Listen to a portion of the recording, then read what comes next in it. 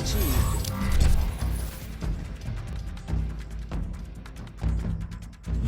MMA fight fans, welcome back to Kamikaze Overdrive MMA Predictions. As always, I am your host, Scott Johnson. And on this episode of the show, we're taking a look at the upcoming UFC on Fox 8 Johnson versus Moraga card, which will take place live on July 27th. I'll be giving you my 4 main card fight predictions on this episode. All of my preliminary fights, 8 in total, will be available over at kamikazeoverdrive.net.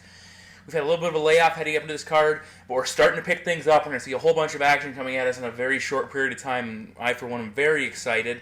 The bet packs have been rolling. I've been doing really well. I, of course, the last event, UFC 162, predicted Chris Weidman to take out Anderson Silva, not maybe in the fashion that he did, but still, nonetheless, he got the victory, and I got the win. And financially, it was a pretty solid night. Let's hope we keep it rolling with this event. There's been a rash of injuries, and as of doing this video, hopefully no more take place. That would force me to have to redo some predictions. But as always, thank you very much to all of my sponsors. Make sure you check in, as this is the final event of the second round of the Kamikaze Overdrive Prediction Tournament. After this event, the 32 tournament field that was narrowed to 16 will be narrowed down to its final 8. So we're definitely getting down to the cream of the crop. And without further ado, it's time to get into my first prediction of the evening. We kick things off in the UFC's women's bantamweight champion is Liz Gorilla Carmouche, 7-3-0. Battles debuting Jessica Andrade, 9-2-0. Carmouche is coming off the title fight loss to Ronda Rousey. Prior to that, she had a 2-fight winning streak. While Andrade currently is riding a 2-fight winning streak as well, and has only been defeated twice in her career heading into her debut, which is something to take into consideration. Will that affect her? Quite possibly it could. Over her career, she has 4 wins by knockout and 5 wins by submission, so she's very capable of finishing her opponent in multiple ways. She really likes to use those judo throws and hip tosses when looking to get the fight to the ground. And she's a grappler primarily, and her focus is she really likes to attack that neck when being taken down or when she gets an opportunity. She has 4 wins by guillotine, and she really slaps it on quickly, so Carmouche is going to have to be very careful to avoid leaving herself exposed. She will pull guard if she can't get the fight to the ground, and sweep and pull off reversals if she can. I've seen her in some of her footage get put in full mount by her opponent and then completely sweep her, and that's impressive. That's difficult to do from the bottom. Very good ground and pound. Will look for a mounted crucifix should the position present itself. She has had some issues, though. She'll get a little overzealous when she's attacking, and it could lead to opponents reversing her and getting on top. And Liz Carmouche is a tough person to be on the bottom with because she will smash you. One thing I have seen with Andrade is she has some struggles with strong grapplers before. She fought Jennifer Maia and was getting bullied around a little bit, and that's something to take into consideration here when you're facing someone as physically powerful as Liz Carmouche. And one thing, Carmouche is a wrestling-based fighter, and Andrade, as far as we've seen, has never faced an American-based opponent like this, which could certainly be a factor, and I think it will show up here. On the feet, she's not an overly technical striker. She will stand and trade, but she's more of a brawler. I've seen her drop opponents. She has the power to hurt people during exchanges, but not the most technical fighter. Now for Carmouche, she has 3 career losses, all against former or current champions, Ronda Rousey, Marloes Coenen, and Sarah Kaufman, so nothing to frown upon there as far as the caliber opponent it takes to beat someone like Gorilla. 2 submission losses on her career, but both, again, as I said, against top-level competition. She actually nearly defeated Ronda Rousey. It was very tricky on the ground, rotating to Rousey's back, and she showed good defensive work early. Nearly got that rear naked choke, so certainly capable of handling herself on the ground against high-level opponents. She has solid takedowns. We saw her dominate Marloes Coenen back in the strike force with takedowns and drop some solid ground and pound. Did some serious damage in that bout before getting caught from the bottom. The takedowns appear to be her key to victory. She's not nearly the same fighter when she isn't able to score with her ground game. Against Sarah Kaufman, she couldn't get the take and kick the fight to the ground with regularity and was getting beaten up on the feet. She's going to have a size advantage, roughly 3 inches of height, and she has 5 wins by knockout. She certainly has power. She's a very physically strong girl, hits very hard, and she can take a big shot too. She trains a lot with men when she's sparring and working with them. Overall, she has a better kicking game than Andrade, and simply put, she's a better striker, much more technical, and I give her a power edge. She's already fought in a high-profile fight in the UFC and in Strikeforce bouts, so she has that big experience edge, and she should be much more settled in this time around. I expect Carmouche to be able to muscle around the smaller opponent, but again, she needs to watch her neck and land that power when she's standing and on the mat. And my prediction is Liz Carmouche to defeat Jessica Andrade by knockout. Our second prediction is in the UFC's welterweight division as the ruthless one, Robbie Lawler, with a record of 20 wins, 9 losses, and 1 no contest, battles vicious Bobby Voelker, 24-9. We got vicious against ruthless in this matchup. Robbie Lawler coming off a debut win over Josh Koscheck via TKO, where Bobby Voelker dropped his official UFC debut in very controversial fashion against Patrick Cote. Now, this, as I said, multiple opponent changes for Lawler. Originally, it was Tarek Safadine, then Bahadrzada stepped in, and now Voelker is the man on short notice taking this fight. Both guys have big knockout numbers overall. Lawler 17 wins by knockout and Voelker 15. Also have been on the wrong end of getting knocked out. Lawler has been stopped once, and it was by Nick Diaz back in his first UFC run, while Bobby Voelker has been stopped twice, including by former UFC veteran Kevin Burns. Now, I'd say of the two, I like Lawler's chin. Voelker took a lot of damage in the Cote fight, but Lawler, I think, his chin's a little bit better. And one thing with Robbie, he had knockout power at 185, and we saw against Koscheck, his power translates very well to 170. If he starts to unload on you, you are going to sleep. As I said, big power in his hands. We also saw him knock out Adlan Amagov with a flying knee and destroyed Josh Koscheck with that ground and pound. Maybe a little bit of an early stoppage, but nonetheless, he was unloading on him and really hurting him with the shots he was landing. Now, one thing with Lawler, he's more of a boxer. He was really struggling with the leg kicks of Melvin Manhoef before flooring his opponent with one shot there, but that shows if you can mix things up and be a little more diverse than Lawler, you can have success. Robbie has some good movement and should benefit from the added confidence of a better takedown defense at 170 because he's not going to be outmuscled by the much bigger 185ers. Now, Voelker, he has big-time experience with power punchers. He fought Roger Bowling 3 times, of course, coming off that fight against Patrick Cote, so he knows how to take a shot and what it's like to deal with guys that throw heat. Voelker will stand and trade. He does have solid leg kicks and knees, and he needs to use them in this fight. In the Cote fight, he was getting cracked with some big shots. There were some uppercuts and overhand rights that were getting through and cutting through his guard, and if Lawler's able to do that like Cote was, I can't see Voelker being able to take too many of them.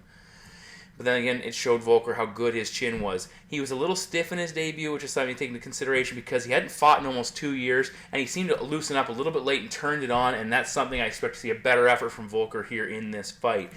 Overall, Bobby has 4 wins by submission. He's a decent grappler, and he used some takedowns against Patrick Cote to effectively, well, at least I thought effectively steal that fight, even though he did not get the official win. Early on, he had trouble mounting some top-game offense, but as Cote tired, he was able to get his grappling offense going. Lawler in his career, 1-5 in fights ended by submission, but he does have a 63% takedown defense, which is impressive. Very quick hips, and he's working to improve that takedown defense, as all strikers should be, because they want to keep the fight in their realm. In his bout with Tim Kennedy and back in Strikeforce, he didn't get submitted. He survived the whole bout, but he made Kennedy work very hard and wore out a guy who's known for his cardio because it puts such effort on Kennedy to try and get that fight to the ground. In his career, Lawler has been submitted multiple times. As I said, Jacare, Jake Shields, Jason Miller. These are all very good grapplers, and they're guys at 185. Again, bigger size advantage. Another thing to consider is when Koscheck took him down, Lawler was able to get back up fairly quickly, which is, if Voelker can't get him down and is getting cracked, that's going to be a huge disadvantage. Voelker was having trouble with Cote and Bowling early in those fights. Take that into consideration. He did not start to look good until both of them faded, and I don't expect to see Lawler faded. Lawler's gone the distance multiple times in his career, and he's cleaned up some of those issues that were hurting his cardio. I think he should be able to unload with power. I said Voelker survived getting hit 97 times, including 46 times in the first round against Cote, but he cannot afford to allow those numbers to be reproduced by Robbie Lawler. I think Lawler's going to land a big shot on him, so my prediction is Robbie Lawler to defeat Bobby Voelker by knockout. In our co-main event prediction of the evening, we continue in the 170-pound division as Rory Aries MacDonald, 14-1-0, battles Jake the Juggernaut Ellenberger, 29-6-0. MacDonald has won 4 in a row in very impressive fashion, while Jake Ellenberger has won back-to-back fights. Now, this is the first top 10 opponent for Rory MacDonald since he battled Carlos Condit, which was 5 fights ago. His next significant win was against Mike Pyle, and Pyle's been on a real tear of late as well. For Ellenberger, overall he's faced better competition than MacDonald, fighting guys like Condit, Marquardt, Campman, Sanchez, Shields, Pyle. He's got a 4-2 record in those matchups, which shows what he is capable of. Now, overall in Rory's career, he has faced strikers, guys like Che Mills, BJ Penn, Nate Diaz, Carlos Condit. They're also capable on the ground, but they're strikers and maybe BJJ guys. He's also faced a guy like Mike Pyle, I said, who's got that wrestling capability, but he's never faced a very capable combined fighter. Ellenberger's an NCAA Division II wrestler with a BJJ purple belt and 18 wins by knockout. So I think you understand what I'm saying there.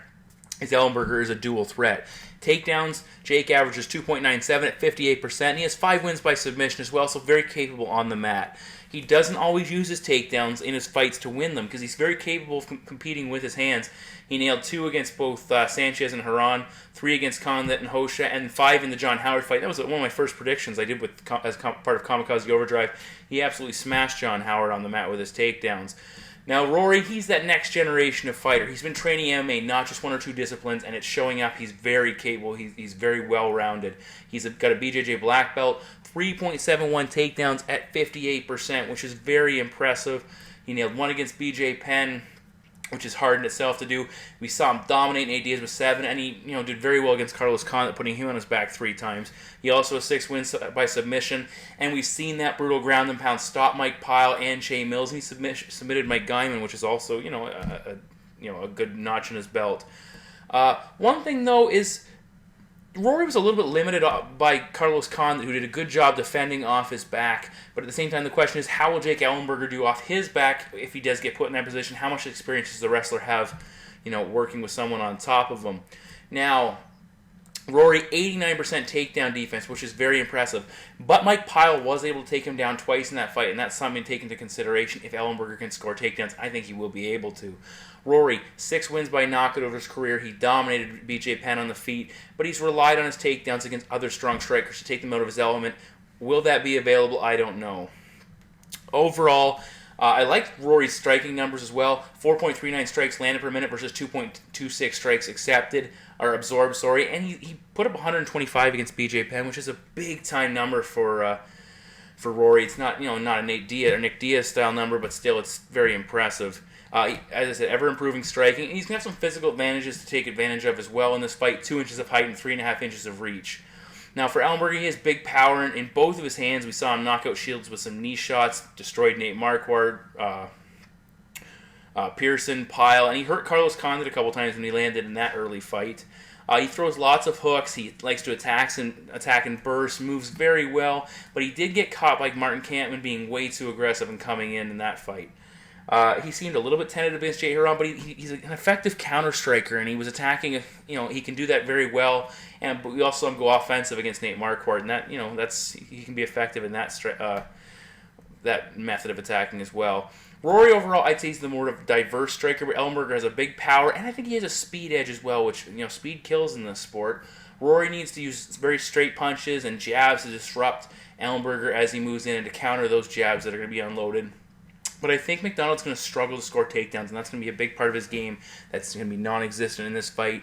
And he needs to avoid brawling and letting Jake unload with shots, keep things technical. Rory has a tendency to drop his hands when he kicks, and that leaves him open to big counters from Jake. And how many shots from Jake can you take before you crumple? Rory's been able to bully around most of his opponents, and that's why he's been successful. I don't expect to see that here against Jake Ellenberger. I expect Ellenberger lands with more power and will break him down eventually. So my prediction is Jake Ellenberger to defeat Rory MacDonald by TKO. Now for our main event prediction of the evening, as the UFC's flyweight champion Demetrious and Mighty Mouse Johnson, 17-2-1, puts his title on the line against challenger 13-1-0 John Moraga. Johnson has won 3 in a row, including a title defense in his last bout, while Moraga has won 7 consecutive bouts, with 2 to start his UFC career.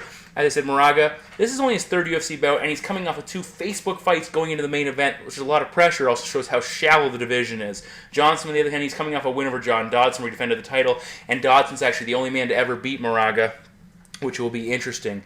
Now, considering that, speed-wise, anyway, Dodson and Johnson are very similar, fighters in that sense. Now, Moraga, he worked with Dominic Cruz when Cruz was preparing to defend his title against Demetrious Johnson a couple of years ago, so he should have some insight into what to expect from the champion. We'll see if that actually plays out and helps him prepare for this fight.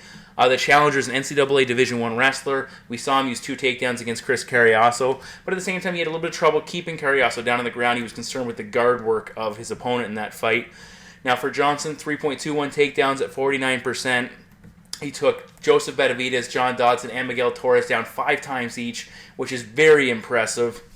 And he's very good at punching and changing levels. It's his speed that makes him so effective when looking to get his opponent to the ground. Defensively, 69% takedown defense. Now he was taken down 4 times by Ian McCall in their first meeting, which is something to take into consideration if Moraga looks to go that route and use his wrestling. Johnson's a Matt Hume-trained fighter, so it means he's very technical on the ground. Offensively speaking, his guard is going to be solid, and defensively it should be as well, and he's going to attack off his back should he get put on the ground. Overall, DJ, he's undefeated when he lands more takedowns than his opponents, and that'll be a telling story in this fight. Can he outland Moraga in the takedown game? Now, the challenger has an edge in strikes landed per minute, which is, odd considering how effective Johnson is. Moraga, 4.01 strikes landed per minute versus 3.39 of Johnson, but I think those numbers are skewed a little bit considering the Moraga, how quickly he finished Ulysses Gomez and with those barrages of shots at the end of that fight.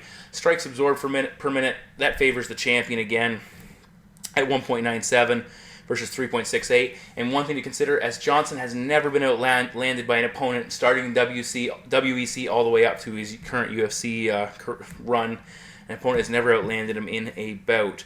Now, what Moraga does effectively, he really likes to try and walk down his opponents. We saw him finish Gomez along the cage with those brutal elbows. He has decent combinations, mixes in the kicks well, and he does a good job of holding the center of the octagon. Against Carriazo, he tried to wait on him and counter, which was effective in that fight to a certain extent, but at the same time, when you're facing Johnson, it's going to be very difficult because Johnson is so quick when he attacks. He comes in from one angle and darts out at another angle. He's in and he's gone, and if you're throwing counters, you're probably not going to hit him unless you time it just perfectly and know what he's thinking. So I think Moraga needs to be more offensive in this game and go out and attack and pursue the champion. One thing, Moraga's slight physical advantages, but Johnson, again, he has that excellent distance management, which will help him overcome those. And we saw him fight guys longer and taller opponents at both 125 and 135. That should not be an issue here. We did see the champ get clipped by John Dodson, got hurt a couple times early in that fight. But taking into consideration that Dodson's probably the second fastest fighter in the division next to Johnson, and he's faster than Moraga, and I don't see Moraga being able to land those shots that Dodson was able to do. One thing I liked what Johnson did, when he was getting outpowered by Dodson, getting cracked with some big shots, he used speed and pressure to overcome him, kept coming back and pushing and pushing and pushing, and eventually ground his opponent down into that fight. We saw him use some very solid clinch work, landing those knees. He actually almost finished Dodson late in that fight. He has a big experience advantage in this bout, both in quantity and quality. Johnson's never been finished. Both of his losses have come by decision. But Moraga, at the same time, 5-1 in fights that go the distance, so he's capable of outpointing his opponents if that situation comes up. Moraga's cardio is something I have to question. He's never gone 5 rounds. He's actually only fought a full 15 minutes 3 times in his career of 14 bouts. While Johnson, 4 times has he gone 5 rounds, and we saw him chew up John Dodson late, who's known for having cardio and being able to really push the pace. What I expect here is Johnson will land, and he's going to avoid more shots with Moraga, and he's going to pour it on late. And my prediction is Demetrious Johnson to defeat John Moraga by decision. So those are my 4 main card predictions for the upcoming UFC on Fox 8 event. All of my preliminary belts will be available over at KamikazeOverdrive.net. I apologize, I feel a little rusty doing this. I've only done it like twice in the last, 2 months it seems. We've got a lot of fights coming up. I look forward to this event. It's going to be a great card, top to bottom. We have some excellent matchups, even with the injuries that have happened. I definitely look forward to it. If you're part of the Kamikaze Overdrive Prediction Tournament, make sure you get your picks in. Make sure you buy the bet packs as well for all those people looking to bet on the event. It's $10. Gives you all kinds of insight. The props have been doing well. My value picks, where I tell you where the best value on the card is for your money, have been doing very well also. So please, enjoy the fights. Hopefully we make some money together. And as always, make sure you tune back in for the next episode of Kamikaze Overdrive MMA Predictions.